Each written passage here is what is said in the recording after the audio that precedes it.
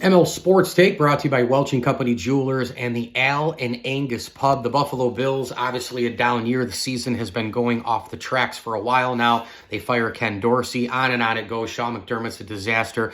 The thing that's amazing, though, is we went into this year with the powerhouse AFC. It was supposed to be an 11, 12, 13 win Buffalo Bills, Kansas City Chiefs, Cincinnati Bengals, Miami Dolphins, Aaron Rodgers-led Jets, and maybe even the Jaguars, and all these different scenarios for elite play in the AFC, period, end of discussion. And now what we have is a collection of really, really good teams, with many of those clubs and others I didn't mention coming way back to the pack, and it's just a bunch of dudes in the AFC at this point. Now, do I think that there are...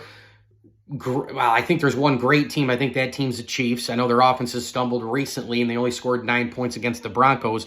But the way the defense has been playing, we know the offense is going to figure it out, and I can't wait for that game against Philadelphia on Monday night.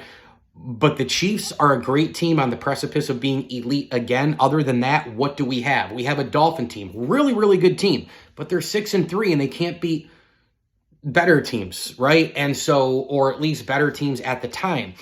They just kind of, pound on cotton puffs. We have the Ravens. They're a really, really good team, but they can't close games, so we can't call them elite. And even so, I don't think Baltimore looks like the model that we saw going into this year with the elite head coaching, the elite quarterback play, the elite records, all the stuff that was supposed to be elite AFC, and nobody in the NFC is going to come close to the AFC. And I mean, that was the whole narrative and all the rest. And, you look at Jacksonville. I think Jacksonville's a really good team, but they're still 6-3, and they don't really blow you away. I mean, some people thought maybe magic wand and 2 snaps of the fingers and Peyton would come in and get the Broncos right to the playoffs. Nope. So there's a lot of these different examples where coming back to the pack is now the story of the AFC while we wait for the final, weeks to go on here in the NFL. And the Bills have not been able to take advantage of that really weak AFC by losing to 3 of the weak teams: Jets, Patriots, and Broncos. A cumulative 10-18 record.